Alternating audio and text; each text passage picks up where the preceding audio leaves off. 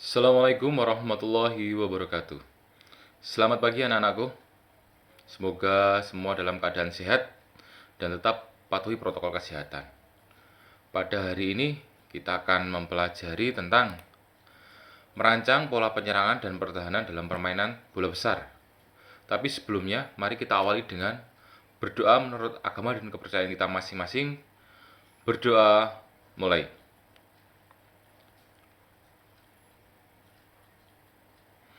Berdoa cukup. Oke anak-anakku, jadi untuk pertama yang ingin kita sampaikan sebelum ke materi, mungkin ada yang belum kenal dengan Pak Ridwan. Nama saya Ridwan Fauzi. Ya, jadi selama setahun ke depan Penjas akan bersama Pak Ridwan. Mungkin yang kelas 10 kemarin ada yang pernah ketemu dengan Pak Ridwan dan sekarang kita ketemu lagi. Ya. Oke, langsung saja. Merancang pola penyerangan dan pertahanan dalam permainan bola besar. Untuk hari ini, kita akan mempelajari tentang cabang olahraga sepak bola. Oke. Yang pertama, menganalisis strategi dan taktik dalam permainan sepak bola. Apa sih itu taktik? Apa sih itu strategi? Taktik adalah atau bisa diartikan sebagai suatu siasat yang dijalankan oleh perorangan maupun tim terhadap lawan dengan tujuan memimpin dan mematahkan pertahanan lawan dalam rangka memenangkan pertandingan secara sportif. Sedangkan strategi adalah siasat yang dilakukan sebelum melakukan pertandingan seperti menganalisis situasi, tempat atau lapangan, ketinggian, peralatan, makanan, penginapan, transportasi, banyak sekali. Ya, termasuk dengan sistem pertandingan, pola, tipe pertahanan, penyerangan, baik yang bersifat individu maupun tim. Macam-macam taktik.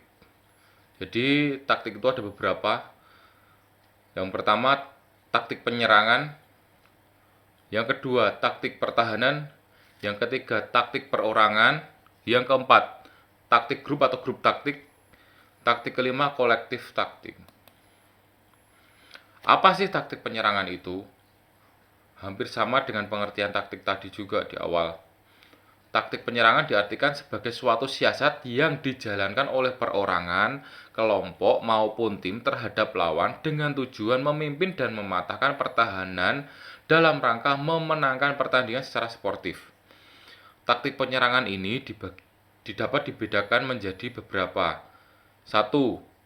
Taktik mencari tempat kosong di antara pemain lawan. 2. Taktik melakukan gerakan tersusun, baik yang membawa bola maupun tidak, memanfaatkan lebar lapangan, mencari ruang kosong, dan lain sebagainya. Ya, yang ketiga, taktik bermain ketat, jeli melihat peluang. Jadi dalam permainan sepak bola itu peluang sekecil apapun harus dimanfaatkan. Ya. Yang kedua, taktik pertahanan.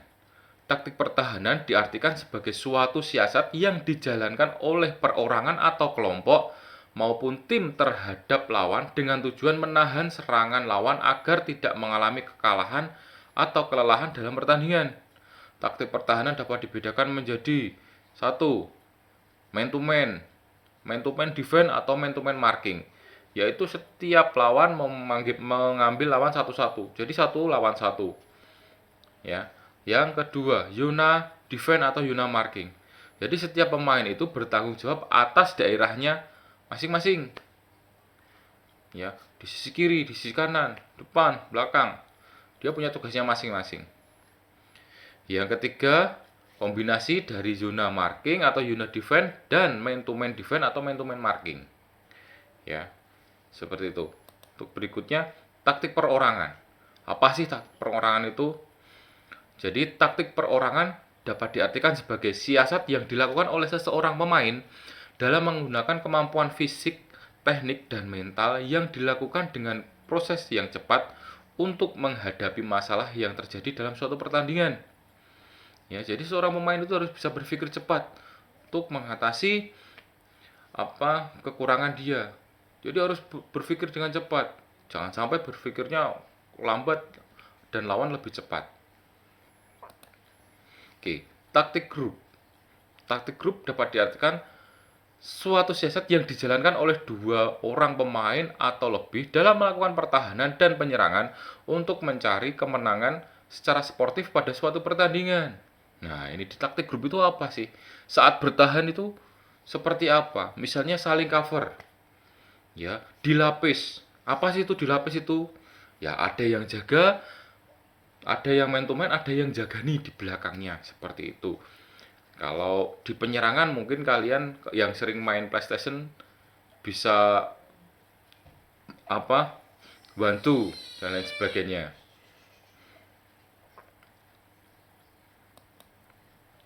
Kolektif taktik. Kolektif taktik diartikan suatu siasat yang dijalankan oleh satu regu atau menjalin kerjasama untuk mencari kemenangan dalam suatu pertandingan.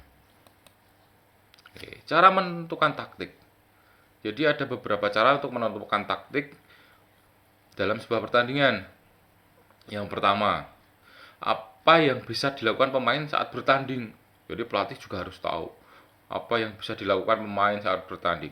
Yang kedua, pelatih harus mengetahui atau guru harus mengetahui atau paham benar akan kemampuan para pemainnya sendiri dan pemain calon lawan. Jadi lawan yang bagus juga harus dijaga oleh pemain yang punya kemampuan nggak jauh beda dari lawan. Yang ketiga, pemberian tugas kepada pemain dalam menghadapi kesebelasan calon lawan harus diuji coba dalam latihan. Jadi sparring-sparring itu sangat penting. Yang ketiga, harus mengetahui terlebih dahulu taktik yang bisa digunakan oleh calon lawan. Oke, yang berikutnya memperhatikan situasi penonton dan kondisi lapangan. Ya. Jadi kondisi lapangan itu kalau lapangannya bergelombang juga nggak bisa main pendek-pendek. Seperti itu. Taktik dalam permainan sepak bola sangat dipengaruhi oleh dasar-dasar bermain sepak bola. Antara lain sebagai berikut. 1. Teknik atau keterampilan bermain. Kemampuan pemainnya itu harus bagus atau skillnya juga harus bagus. Kondisi fisik atau kesegaran jasmani. Ya, seorang pemain harus punya fisik yang bagus. Yang ketiga, kecerdasan, daya ingat, dan mental yang baik. Jadi pemain itu gak cuma okolnya, tapi dia punya kecerdasan dan mental yang baik. Ya, jadi pemain itu nggak boleh mudah emosi dan lain sebagainya. Keempat, pemain mengerti peraturan permainan. Ya, jadi kalau pemain nggak tahu peraturan ya nanti akan terjadi banyak pelanggaran di situ. Oke, untuk berikutnya, formasi dalam bermain sepak bola. Formasi atau sistem dalam permainan sepak bola yang diterapkan pada peraturan sepak bola adalah cara penempatan, ruang gerak, serta pemberian atau pembagian tugas dari setiap pemain dengan posisi yang ditempatinya. Hal tersebut berlaku baik pada saat melakukan penyerangan maupun pada saat melaksanakan pertahanan. Dengan sistem ini, setiap pemain telah mengetahui tugas utamanya, daerah atau ruang gerak masing-masing, memahami apa yang harus dilakukan pada saat menyerang atau bertahan, dan kemana harus bergerak.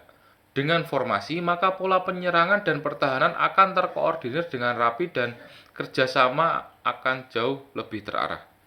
Setiap formasi mempunyai ciri-ciri dan menuntut kualitas atau tingkat kemampuan pemain yang berbeda-beda.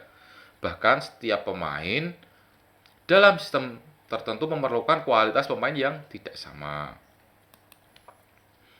Ada beberapa contoh formasi yang biasa sering dilakukan dalam sebuah pertandingan sepak bola. Mungkin bagi kalian yang sering bermain PlayStation atau winning atau FIFA ya. Saat kalian memainkan permainan sepak bola pasti itu ada formasi ya. Banyak sekali formasi. Kita berikan beberapa contoh. Ada 3-5-2. 3 pemain belakang, 5 pemain tengah, 2 pemain depan. 4-3-3. Ya, pemain belakang 4, 3 pemain tengah, 3 pemain depan. Begitu seterusnya. 4-4-2, 4-5-1, 4-2-4, 4-2-3-1, 4213, 3412, 3421, dan masih banyak lagi ya.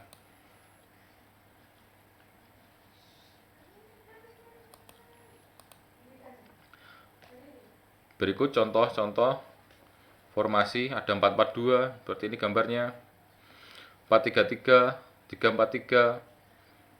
Bagi anak-anak yang kemarin nonton Euro mungkin bisa menganalisis tim mana yang menggunakan 442, 433, 343 ya. Ya, terima kasih. Jadi untuk pertemuan hari ini materi strategi taktik dan strategi dalam permainan sepak bola kita cukupkan. Nanti silahkan kalian buka LMS untuk menjawab pertanyaan yang diberikan Pak Ridwan. Ya, tetap jaga kesehatan, selalu pakai masker, selalu keluar rumah. Semoga kita semua selalu dalam lindungan. Oke, terima kasih. Pak Ridwan akhiri. Wassalamualaikum warahmatullahi wabarakatuh.